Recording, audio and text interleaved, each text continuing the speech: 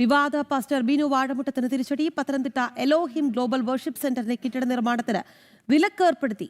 പത്തനംതിട്ട ഓമല്ലൂരിൽ നിർമ്മിക്കാനിരുന്ന പ്രാർത്ഥനാലയത്തിനാണ് ഹൈക്കോടതിയുടെ താൽക്കാലികമായ വിലക്ക്. നാട്ടുകാർ നൽകിയ ഹർജിയിലാണ് കോടതിയുടെ ഉത്തരവ്. വിവരങ്ങളുമായി ഗോകുൽ രമേശ് ചേരുകയാണ്. ഗോകുൽ, ഈ നേരത്തെ ഞാൻ സൂചിപ്പിക്കുകയായിരുന്നു, അതായത് ഈ ബിനു വാഴമുട്ടത്തെ സംരക്ഷിച്ചു പോരുകയായിരുന്നു നമ്മുടെ പോലീസ് സംവിധാനം. ഒരുപാട് പരാതികൾ ഉയർന്നു. നാട്ടുകാർ അടക്കം നമ്മളോട് കാര്യങ്ങൾ കൃത്യമായി പറഞ്ഞതാണ്. ആ കാര്യങ്ങൾ അത് വാർത്തയായി പ്രേക്ഷകരിലേക്ക് ജനം TV എത്തിച്ചതാണ്. എന്നിട്ടും പോലീസ് അനങ്ങിയില്ല. നാട്ടുകാർക്ക് അവിടെ ജീവിക്കാൻ ഭയമാണ് എന്ന് പറഞ്ഞു. എന്നിട്ടും പോലീസ് അനങ്ങിയില്ല. എന്തായാലും ഇപ്പോൾ അവരുടെ ഹർജിയിൽ ഹൈക്കോടതിയിൽ നിന്ന് ആശ്വാസം വരുന്നു. താൽക്കാലികമായ വിലക്ക് ഏർപ്പെടുത്തുന്നു. എന്തായാലും വലിയ തിരിച്ചടി തന്നെയാണ് ഈ ബിനു വാഴമുട്ടത്തിനുണ്ടായിരിക്കുന്നത്. എന്തൊക്കെയാണ് കോടതി ഉത്തരവിൽ പറയുന്നത്? ഒപ്പം തന്നെ നാട്ടുകാർക്ക് എന്താണ് ഈ ഘട്ടത്തിൽ പറയാനുള്ളത്?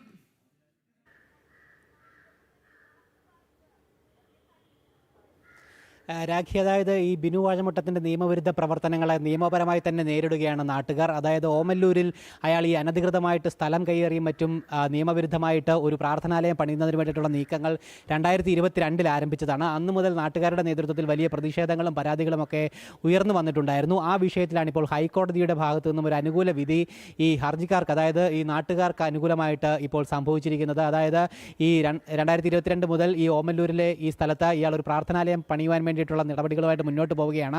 പക്ഷേ ആ നിർമ്മാണ പ്രവർത്തനങ്ങൾക്ക് സ്റ്റേ നൽകിയിരിക്കുകയാണ് ഹൈക്കോടതി ചെയ്തിരിക്കുന്നത്. സെപ്റ്റംബർ 23 വരെ ഒരു നിർമ്മാണ പ്രവർത്തനങ്ങളും അവിടെ പാടില്ല എന്നുള്ളൊരു സ്റ്റേ ഉത്തരവാണ് ഹൈക്കോടതിയുടെ ഭാഗത്തു നിന്നും ഇപ്പോൾ വന്നിരിക്കുന്നത്. അതായത് നേരത്തെ ഈ നാട്ടുകാരുടെ പരാതി ഉയർന്ന സാഹചര്യത്തിൽ ഓമല്ലൂർ ഗ്രാമപഞ്ചായത്തും അതോടൊപ്പം തന്നെ പത്തനംതിട്ട ജില്ലാ ഭരണകൂടവും ഒക്കെ ഈ നിർമ്മാണ പ്രവർത്തനങ്ങൾക്ക് അനുമതി നിഷേധിച്ചിട്ടുണ്ടായിരുന്നു. അതിനുശേഷം ബിനു വാഴമുട്ടം ട്രൈബ്യൂണലിനെ സമീപിച്ചിട്ട് ട്രൈബ്യൂണലിൽ നിന്നും അയാൾക്ക് അനുകൂലമായിട്ടൊരു വിധി നേടിയെടുത്തു. അതായത് ട്രൈബ്യൂണൽ പിന്നീട് ഈ തദ്ദേശ സ്ഥാപനത്തിന്, പഞ്ചായത്തിന് നിർദ്ദേശം നൽകി അവിടെ ഈ ബിനു വാഴമുട്ടത്തിൻ്റെ നിർമ്മാണ പ്രവർത്തനങ്ങൾക്ക് തടയിടാൻ പാടില്ല, അതിനെ നിർമ്മാണ പ്രവർത്തനങ്ങൾക്ക് അനുമതി നൽകണമെന്ന് ട്രൈബ്യൂണൽ വിധിച്ചിട്ടുണ്ടായിരുന്നു. ആ ട്രൈബ്യൂണൽ വിധിക്കെതിരെയാണ് നാട്ടുകാർ ചേർന്നുകൊണ്ട് ഇപ്പോൾ ഹൈക്കോടതിയെ സമീപിക്കുകയും ഹൈക്കോടതിയുടെ ഭാഗത്തു നിന്നും ആ ട്രൈബ്യൂണൽ വിധിക്ക് ഒരു വിലക്ക് ഇപ്പോൾ ഉണ്ടാവുകയും ചെയ്തിരിക്കുകയാണ്. സെപ്റ്റംബർ 23 ഈ ഹർജി വീണ്ടും പരിഗണിക്കുന്നത് വരെ ഒരു നിർമ്മാണ പ്രവർത്തനങ്ങളും അവിടെ പാടില്ല എന്നുള്ളതാണ് ഹൈക്കോടതി നിർദ്ദേശമായിട്ട് നൽകിയിരിക്കുന്നത്. പ്രധാനമായിട്ടും അന്ന് നമ്മൾ ലൈവത്തോൺ ചെയ്ത സമയത്ത് ആ കയ്യേറിയിരുന്ന ആ സ്ഥലത്ത് നമ്മൾ പോയിരുന്നതാണ്. അവിടെ ശിവപ്രഭാകര സിദ്ധയോഗിയുടെ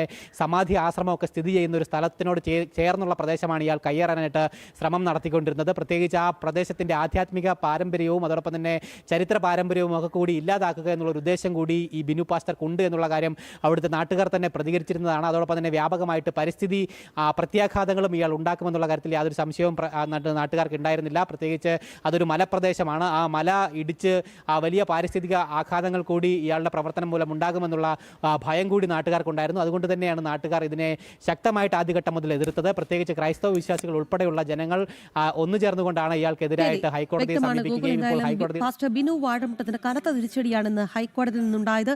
എന്തായാലും നേരത്തെ പോലീസ് സംവിധാനങ്ങൾ അനങ്ങാതിരുന്നപ്പോൾ ഹൈക്കോടതി വടിയെടുത്തു ഈ വിഷയത്തിൽ എന്നുള്ളതാണ്. ഗോകുൽ രമേശാണ് വാർത്തയുടെ വിശദാംശങ്ങൾ നൽകിയത്.